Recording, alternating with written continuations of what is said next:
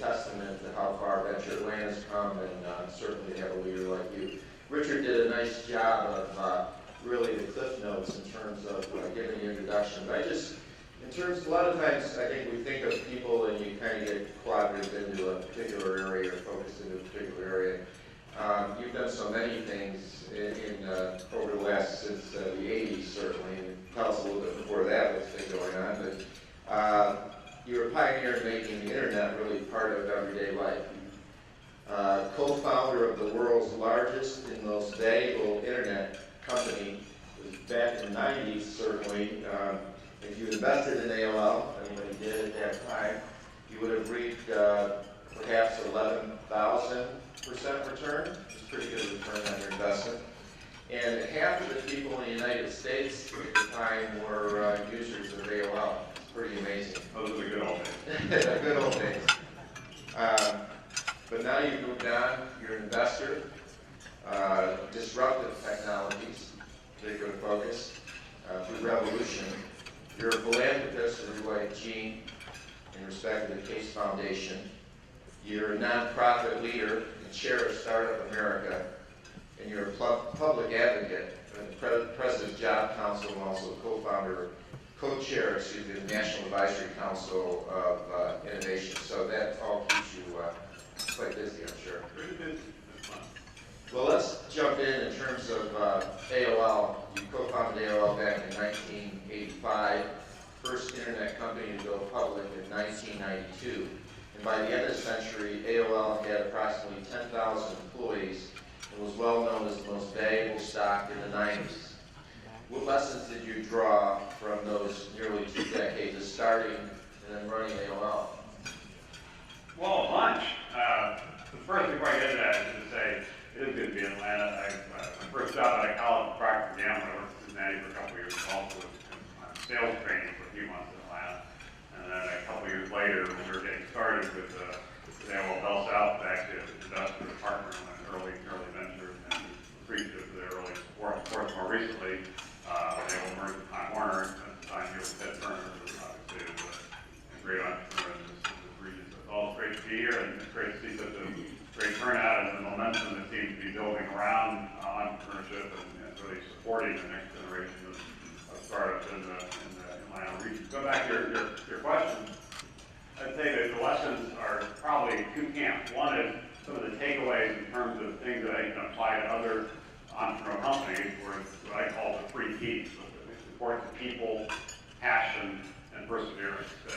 Assembling the right team. Everybody talks about it, but most actually don't focus as much as they should on really trying to get the right collection of folks and then evolve that over time as the company evolves. Passion, I think, is really critical. You can't fake it. A lot of people jump into a sector because they sort of think it's going to be the next big thing, but don't really have a passion for it. It's more just kind of opportunistic, like creative.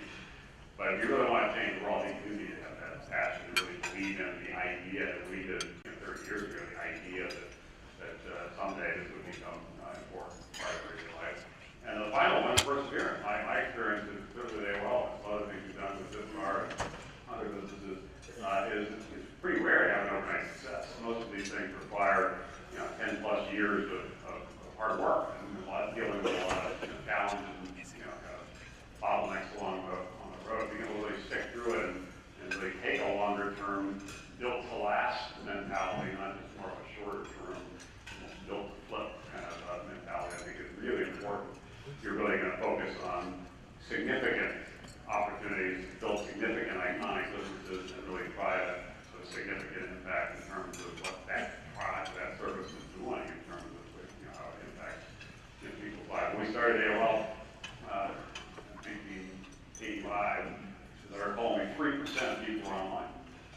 97% weren't. Most people thought that it was not that interesting and would never be a mainstream time. People on average who were online used about an hour a week. So it wasn't obvious that it was going to most people, that it was going to become a big business and an important part of people's lives. It really took us a decade and pounding away at things like part of the reason people use it that much is expensive. It's $6 an hour to be online. Limits your desire to be online. You have families. So we've worked to get the cost down to pennies from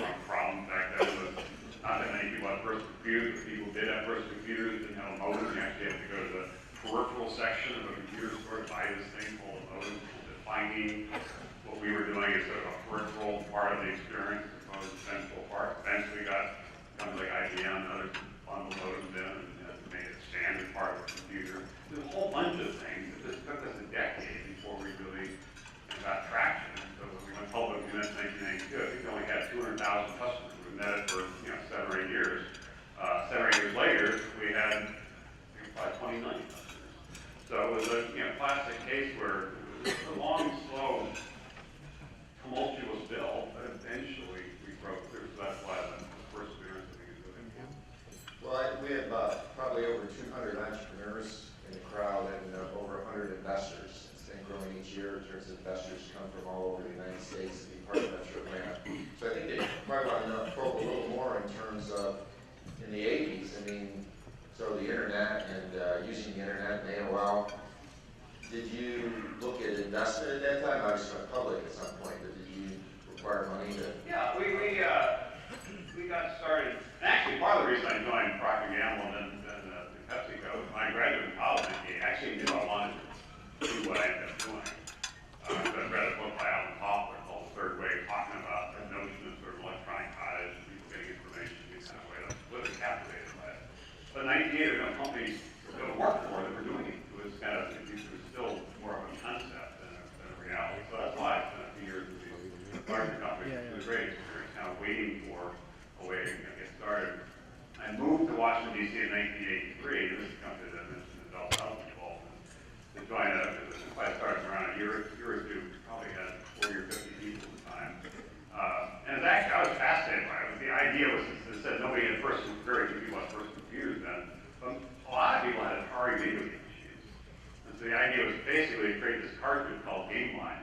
It would plug into your game machine and allow you then to essentially turn it into a terminal, download games, get news, uploads, that kind of thing. I thought, well, it's fast. Finally, I found my way to jump into this. But it failed. I remember the first board meeting I showed up for a frightful age of 24 or something. And one of the venture capitalists, Frank Hoffman, founded the Refiner Firm, Scotland, Ireland, the top venture firm really of all time, looked at the sales statistics for the holiday season and said, you would have thought they would have shoplifted more than that. That was sort of my introduction to entrepreneurship. And so that struggle, eventually I knew the folks at that company. We had started in 1985. But initially we raised a couple $1 million.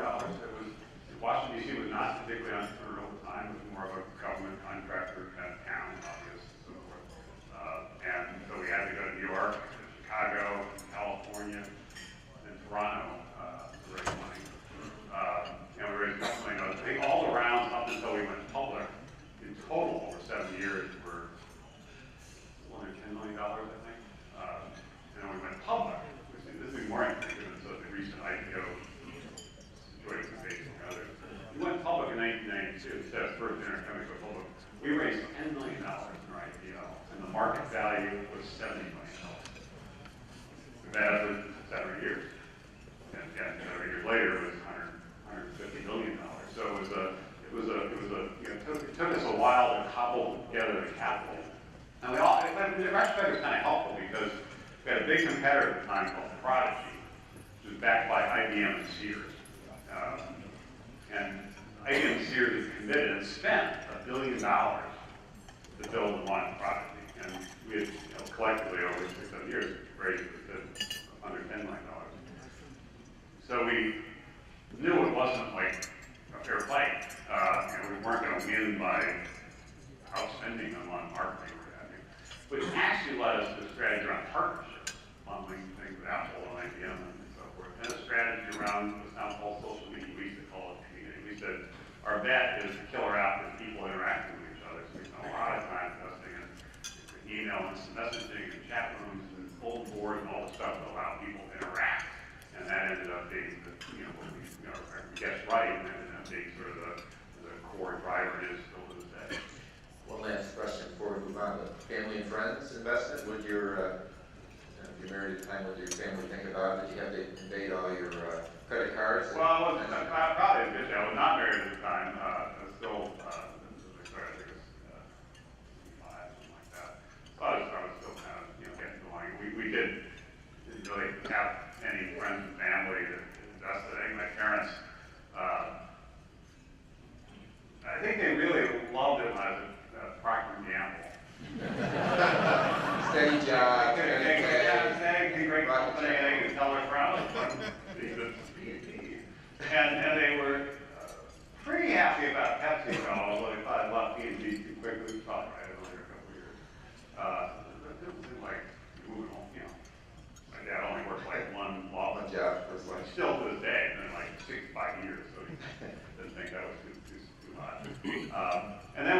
joined this company that was struggling, they thought I really made a mistake. And I think it took them a decade to actually figure out what I was doing. You know, this whole, at the time, this whole thing was so newfangled, like, to do with like computers and communications or something, but, you know.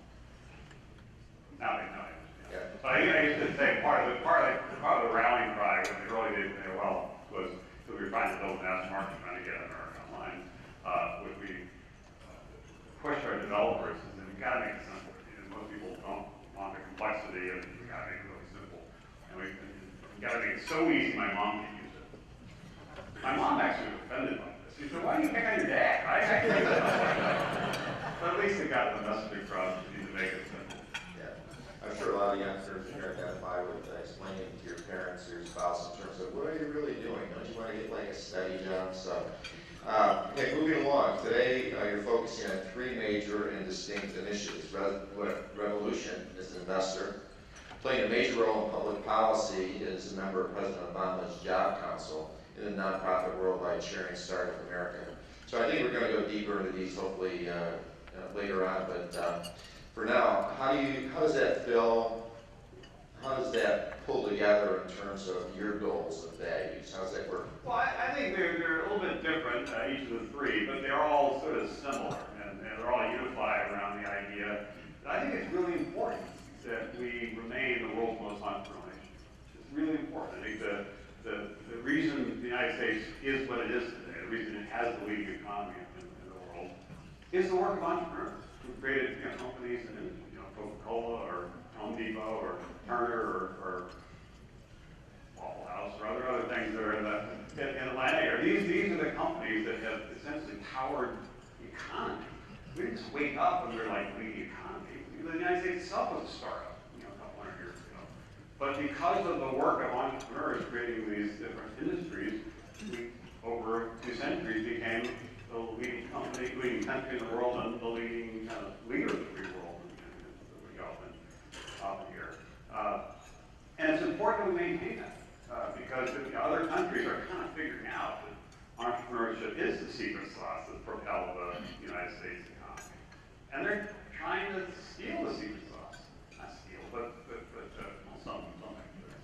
In general, trying to learn from some of the lessons and try to kind of make their nations more competitive and changing policy around immigration to make it easier to attract talent on engineers and so forth, changing policy around capital, make it easier to attract investment capital, make investments in basic research, fuel, innovation. They're really stepping up their game. And one data point here that I think is a little sobering, which you should all be paying attention to, is the lead investor in Facebook, which has been, despite the IPO, a pretty big success. Started 8 years ago in a dorm, billion users now, worth, I don't know, the current number is $40 billion, something like that. Pretty good success. The leading venture investor, the firm called Accel. Accel 10 years ago had all its venture investors in Silicon Valley. Today, they have more venture investors in China than they do in Silicon Valley. A decade later. I would be concerned about that. So it's how do you get the focus around entrepreneurship? So some of that is just not just preaching it, but actually doing it. And Revolution firm, almost a decade ago, focused on kind of rolling up our sleeves and helping entrepreneurs take their ideas to scale, both from the earlier venture side and the later stage, the speed up side. That's one side. The Startup America Partnership is championing entrepreneurship and launching. We launched this about a year and a half ago. We now have launched in 30 different regions. We're working on a startup course that will launch shortly, and try to build up the ecosystems around the nation and provide resources, make it easier for companies to get started and to scale.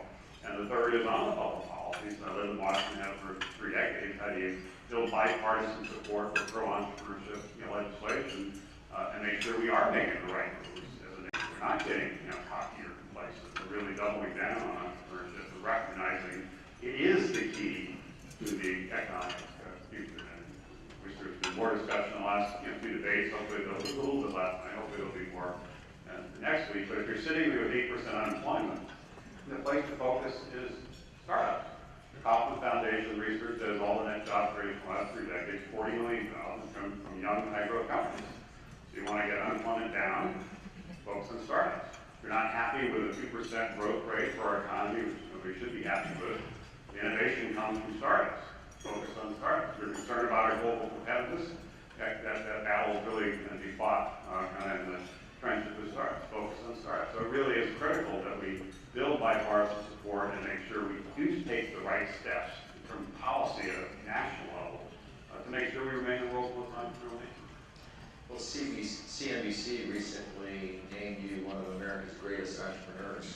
And as I was reading through your background and what you're doing today, I wonder if you would think your legacy should be or will be one of America's greatest champions for entrepreneurs.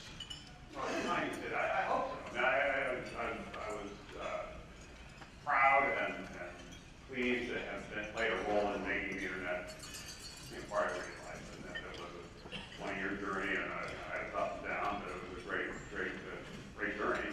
The last decade has been made about 20 different investments, variety of companies, variety of sectors. It's been really fun to do that and watch some of these companies go from the idea stage and build significant. I mean, when we back 4 years ago in the DC area, Living Social, now there were 5,000 employees 4 years later. And it's great to see that kind of thing.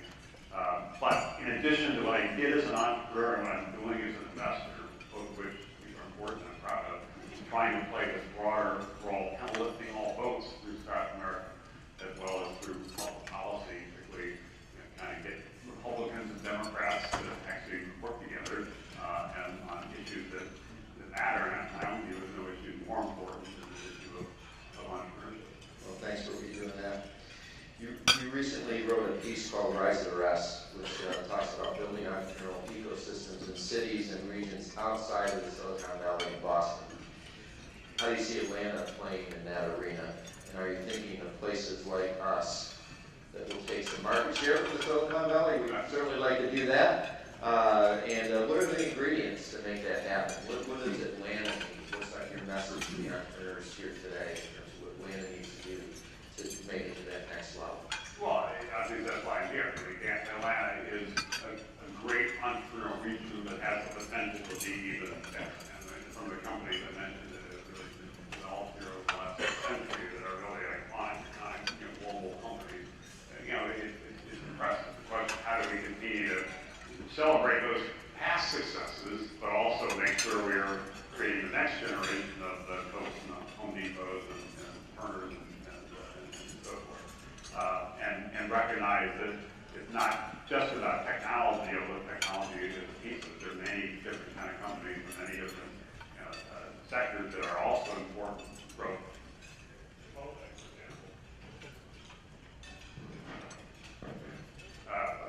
Chipotle, if you're familiar with, basically like Doritos.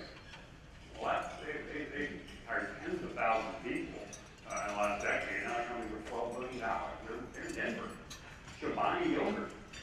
I took over a failed factory 5-6 years ago, repositioned it. Chobani now is a $1 billion business that's the leader in yogurt. Under Armour, and they're out of state New York. Under Armour is an athletic wear company. I'm sure you're familiar with it. Started by a former football player in Maryland who had this idea that the stuff they were using basically absorbed sweat in a way that wasn't helpful. Created some interesting products. Now that's the company worth $4 or $5 billion, Baltimore, Maryland. And it's a Living Social in DC. The story of American entrepreneurship is more broadly dispersed than people realize. And I think there is a little too much focus and fascination around Silicon Valley. And Silicon Valley is awesome. It's the pride of America and the envy of the world. And there are great companies that are started, Google and Facebook and others, Apple obviously, a lot of great companies. They will remain, I think, the most important, vibrant entrepreneurial ecosystem in our nation. It's great. But let's also focus on the other regions around the country that are creating these similar kind of growth opportunities. And Atlanta is clearly one of them. How do you build up more, connect the dots? Events like this are really helpful. Connect the dots and create more network density around what's happening with entrepreneurs, different angel investors, or linkages to the larger companies that might invest on research, be a customer, mentorship, education. There's a variety of different ingredients. It's not rocket science. The recipe, if you will, is pretty clear. It's getting people to focus on it in an urgent way and in a more collaborative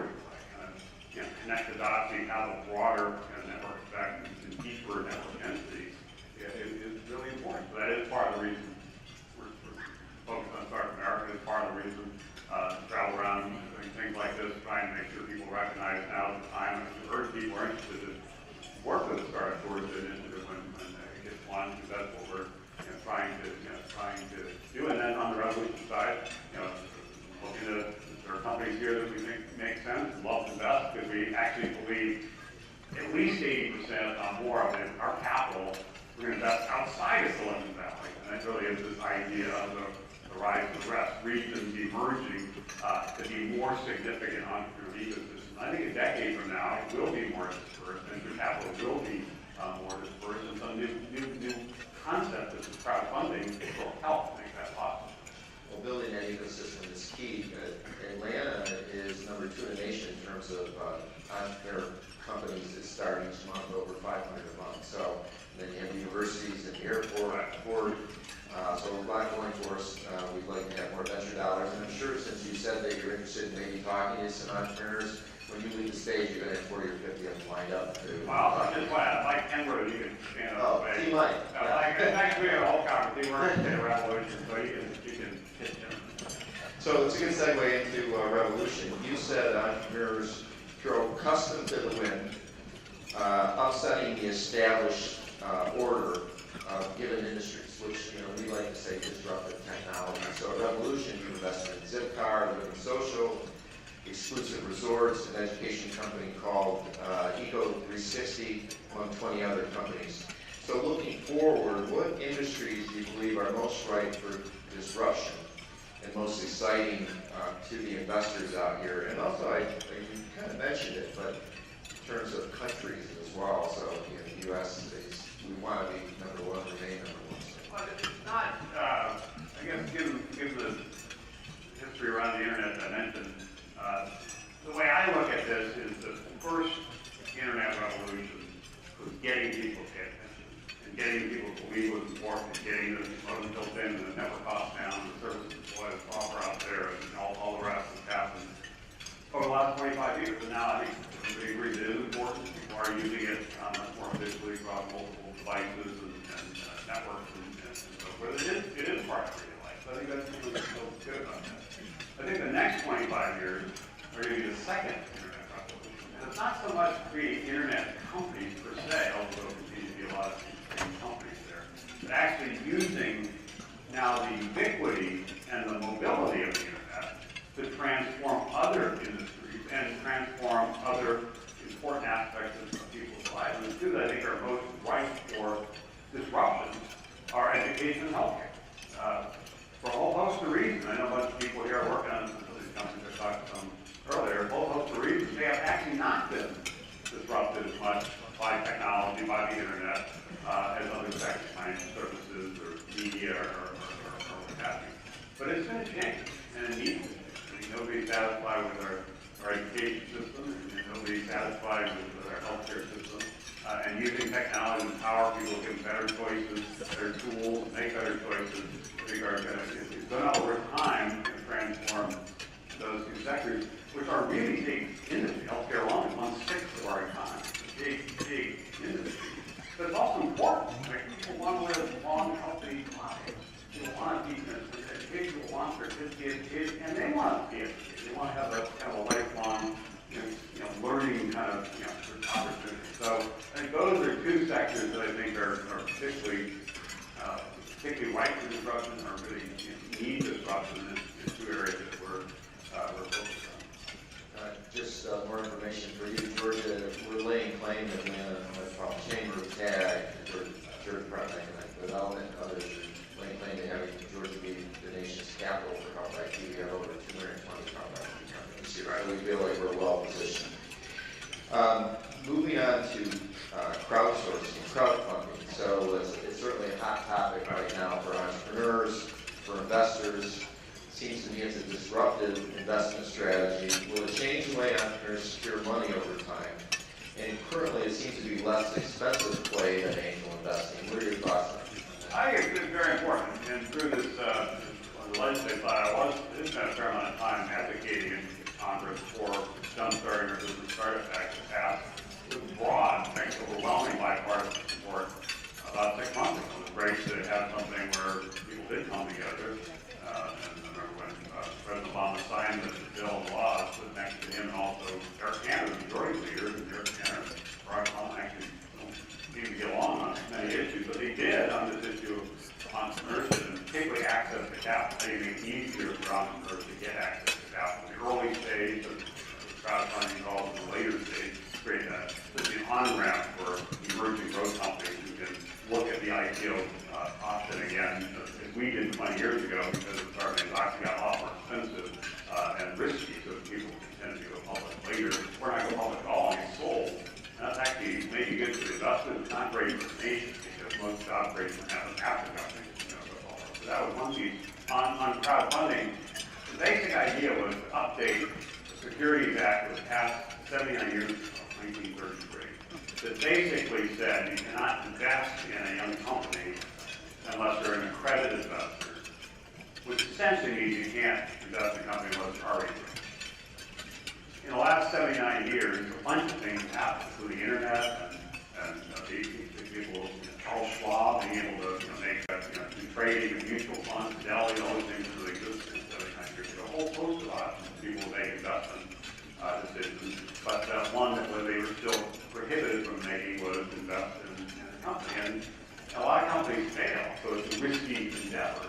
But some do succeed in giving people the opportunity to invest. You happen to use a recent example, you happen to be like Mark Zuckerberg's roommate in the dorm, and you had the ability to invest $5,000. It seems like you should be able to do that. But up until this law passed, actually you couldn't. Sometimes didn't pay attention to the law, but there was a law that basically limited you from doing. The reason I think it's important is not to provide capital where already capital is being provided. So you mentioned the health IT sector in Atlanta. Maybe the health IT sector in Atlanta has plenty of capital. Generally, your people want more, but maybe it's pretty well done. But in many parts of the country, there aren't Atlanta or Washington, D.C., certainly not Silicon Valley or New York. Detroit, a couple weeks ago, Des Moines, these places do not have federally venture capital. And those regions those entrepreneurs can't get started, can't really take their ideas to scale. Much harder than these things. And there are many sectors of the economy. Internet hot right now, IT might be hot right now, but many sectors of the economy were also traditional venture capital doesn't well. And occasionally there are angel groups, angel network cities that help, but generally they're not sufficient to really solve the problem. So that's where crowdfunding, I think, is going to be particularly important. To provide the ability for investors to invest, but more importantly, for entrepreneurs to create and scale companies in sectors and regions that are underserved, in some cases unserved, and give them a shot. And the reason to do that really goes back to this upgrade that you can have. Partly relaxing some of the security regulations to make it possible, while still putting in appropriate investment protection, industrial education, things like that. But really, how do you get more of these companies started? Because that's where the job growth and economic growth comes from. So I think it's very important. It'll take a few years for all to play out. It's actually the SEC passed the law 6 months ago. The SEC is still working on the rulemaking with the rules in place. It'll happen probably early next year.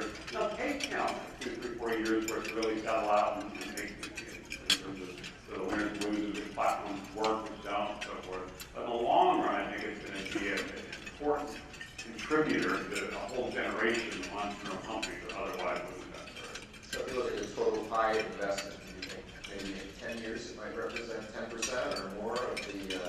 I really don't know. I think it depends. Probably it's less about the dollars and more about the ability for entrepreneurs to have a shot. And the limitation, there are pretty significant limitations, that entrepreneurs can only raise through crowdfunding up to $1 million. No single investor can put more than $10,000 into a company. And depending on your income, actually, it could be as little as $2,000 is the ceiling on it. So it really is a way to aggregate together relatively small amounts from a large amount really to get going. Then once you get through that, and you really are scaling, then you are going to need to tap into the more traditional venture sources. But at least you've got proof of concept, almost like in the music business, or like a indie band that has got a couple records out, touring and so forth. But you're noticed to the point where on a major label is then ready to sign you and back you. We're watching the paralysis in D.C. And as an entrepreneur, wanting to get things done quickly, I could just imagine some days banging your head against the wall in terms of getting movement. But it seems around the area of business, at least, that there is some some level of cooperation? Yeah, I'd say it's a mixed bag, and I obviously would rather have more stuff happen more quickly, but this jump starting our business, it's called the Jobs Act, it was a good first step. The place we're now focusing, once we get through like 23 days or whatever it is from now, the election started, is to be dominating the scene right now. It's still began with bipartisan support a few months ago called the Startup Act 2.0. And we really need to get bipartisan support for that starting in January. There's a number of ingredients to it, but the most important one is around high-school immigration. What we're doing as a nation there is really insane. We're basically attracting some of the best and brightest from all over the world to our great research universities. Over half the people now getting PhDs and masters at MIT, Carnegie Mellon, Tech, so forth, are from other countries. But once we give them these great educations, we actually then kick them out of the country, for the most part, and force them to go home, and force them to essentially start companies there, to compete with companies here. We should not only make it easy for them to stay, but I just stapling a green card, did get some discussion last night in the debate, and both Rock and Ron the artist debate that.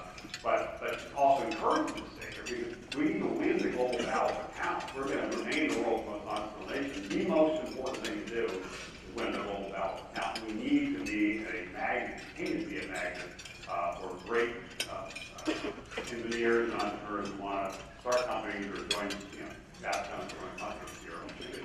Last data I saw was 40% of Fortune 500 companies are started by first or second generation. About 50% of technology companies in Silicon Valley started by first or second generation. Google, Intel, a bunch of companies that people are familiar with were started by first or second generation immigrants. So we really need to make sure that we, the broader issue around immigration, comprehensive immigration reform, and a lot of different facets to it are really complicated, emotional, and sensitive, and like big deal, and we need to get attention. We shouldn't let that broader problem kind of delay our dealing with, I think, a narrower, more urgent problem. We're talking about this bill that creates something called STEM visa, something called entrepreneur visa. You can hope 50,000 visas a year. It's not huge numbers in grand context of immigration with 11 million illegal immigrants here, but it's actually important because those 50,000, you get more of them to stay here, could create hundreds of thousands, maybe millions of jobs because they are starting some of these great iconic companies here. Well, you touched on this already, but you talked about 40 million jobs created through startup companies and generated. Really, almost all the job growth is generated through that, so it's certainly a key thing. Any other messages in terms of for the candidates what they need to focus on in terms of job growth? There's a lot of discussion around that entrepreneurial activity. Yeah,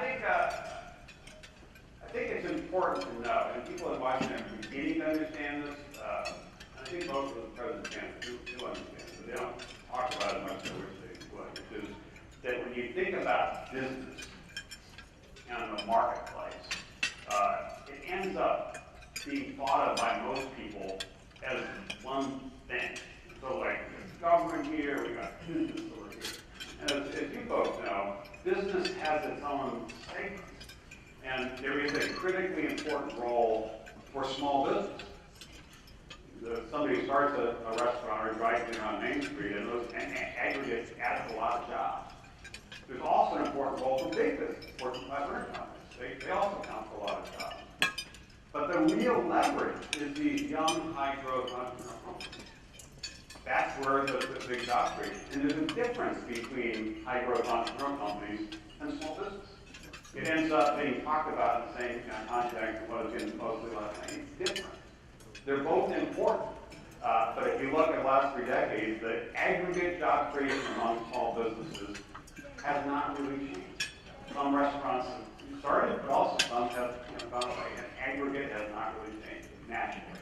And in aggregate, the larger business hasn't really changed. And some have grown.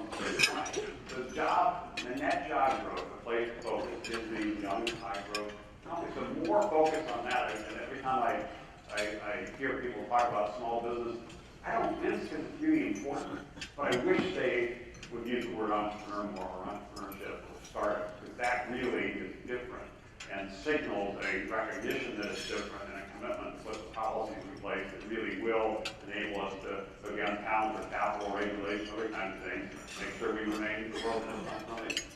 Well, you mentioned talent, and right now in Georgia, we do, TAG has a report each month and tries to aggregate how many technology jobs are open, and there's about 4,000 right now that can't be filled. By 2018, it's projected that there's going to need to be another 211,000 STEM, science, technology, engineering, math, ready employees just for the state of Georgia. And so how do we encourage, do you have thoughts on how we encourage our young people to yeah, I think there's three parts to this talent. One, we've got to improve our education. Everybody talks about it, a lot of different things have been tried, some successful, not successfully, but we're not doing a good job as a nation educating your kids. We're not particularly doing a good job in terms of, you say, some of the STEM topics. That's one big area of focus. The second does relate to what I talked about, which is high school immigration. In a perfect world, we have all the engineers, all the entrepreneurs we need, but that's never be a perfect world. We also want to be a magnet for the people that really are big job creators, and that's why that's so important. The third, Atlanta probably has some advantage here, but there's other reasons I've been to it. There are a lot of people, when I've traveled around, that have a connection to a region. Maybe they grew up here, maybe went to school here, maybe at one point they worked here, but then for some reason have gone someplace else. And actually wouldn't mind coming back. But don't come back, they don't sense their opportunities to come back. And this is particularly true in bigger cities like Atlanta, probably a little easier, but in some of the smaller cities. But I'm sure there's some factor here in Atlanta too. So part of it also is trying to reach out and get some of those folks who already kind of buy into this region to feel that now's the time to come back. There's something happening, there's a spark that's happening, and try to kind of lure some folks back to the community at one point who were connected here for some reason no longer are. So, talk a little bit more about Startup America. We have an effort here at Startup Atlanta, but I think the one that's focus of yours, and come back to town for that, is Startup Georgia. For entrepreneurs and even local people in the room from businesses, what kinds of things are going to be coming down the pipe to start? Well, we talked, first of all, I think it's great that there are already initiatives here. In most places, they're creating something that doesn't exist or taking something that does exist and trying to accelerate, create more momentum around it. It's obviously better, and in some regions like the DC area, there is some momentum there, and it's much easier to speed up something that's working than start something from scratch. So how do you build on those successes? But it goes back to what I said earlier. It's not rocket science. It's really more about connecting the dots and getting more people to believe it's important, to attack it with urgency, and to do it collaboratively. And to say that here, whatever you're doing, I'm sure it's really important. Whether it's working on a company or investor or whatever it is, I'm sure it's important. I'm sure it takes up tons of your hours, and you're really busy with it. And that's great. But saying maybe for the next year, I'm gonna spend some percent of my time, 5% of my time, helping the community more broadly. What can I do, potentially as a mentor, or potentially as an investor, or potentially as whatever it is, to try to help lift the region and the region's entrepreneurial ecosystem. That's really the key message. And we have a Startup America partnership website, s.co, has information on what we're doing. There's a bunch of companies, dozens of companies that have provided free or discounted access to different kinds of services to make it easier for consulting and North Miles and Microsoft providing free software. A bunch of companies are doing things to help. The real added value in these regional efforts in creating sustainable ecosystems throughout the nation. We have time for one more question. I'd like to go back to Revolution, and we've got the entrepreneurs in here. We have 40 of them or so presenting over the next couple of days. They have their pitch. You've heard many of them. So what's the message to them in terms of this? As you've made investments, you've made over 20 now, and you've started your own company, certainly.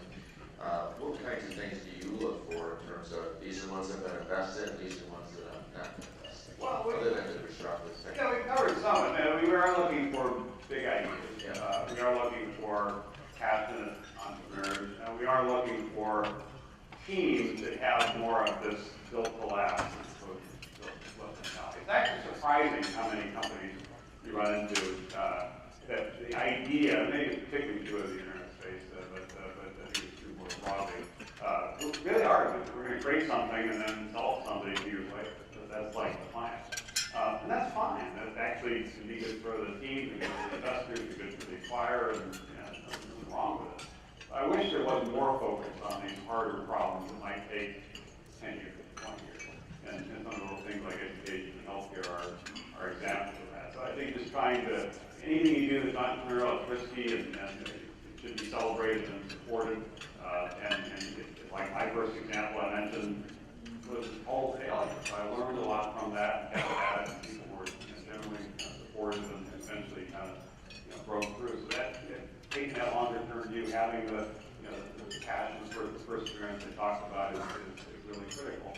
But also, in addition to focusing on what you're doing and trying to be supportive of the regional ecosystem, make some contribution to lift all the boats, and I think we all have a responsibility of doing. I think you should feel, as it goes back to the thing I said at the very beginning, that in some ways you two are American heroes.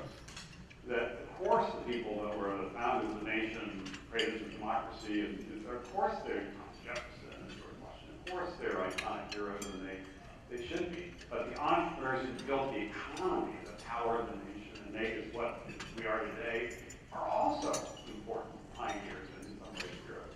And so I think recognizing that entrepreneurship is not just about the product, it's not just about building a business, not just generating a return, although of course those are all important. There's a collective effort here, more of a cause here, which is around making sure we remain innovative and entrepreneurial in a world that is getting much more competitive. So how everybody should feel like, it's mostly what I focused on. That's obviously important. Some of what I'm doing is lifting up the region, kind of locally, which is very important, but collectively recognizing you're part of this larger movement that really is critical if we're, the next 200 years of our nation can be as good as the last 200 years.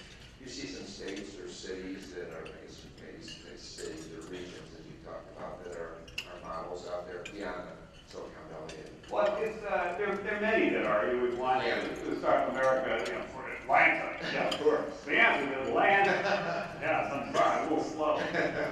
Actually, Atlanta is great. But we've launched in 30 different regions the last 18 months, and it's still relatively early because North America is itself kind of a start. But it's beginning to hear in terms of like what the top third, middle third, bottom third is. We had a regional summit bringing all 30 together in Chicago last week. Sharing ideas and so forth. And the ones that are kind of at the top are great entrepreneurial leadership. They're really passionate about this and attacking this with great urgency and building the whole coalition of folks reaching out and connecting things and creating a more celebratory environment that creates that sense of urgency and possibility. And we can do that throughout these different regions. I think collectively we'll be pretty well positioned as a nation. Well, on behalf of Venture Atlanta, Steve, I thank you for being a champion of entrepreneurs. I think that as I think back and being at TAG for 8 years, there's not a lot of people that are taking on this level of passion from a national perspective. So thanks for doing that. I mean, raising all those together, as you said, and this is the way to do it. So let's give Steve a round. Thank you for all you do. Appreciate it.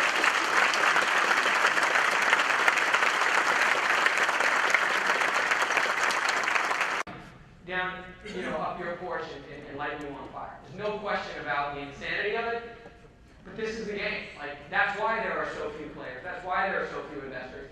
And anyway, what are they going to do? If you're doing good, right, you got to go. One of the things you have to do is log time in Washington. You got to go down there and say, I'm the guy who told them that 35% of abnormal pap smear results don't get to the patient, right?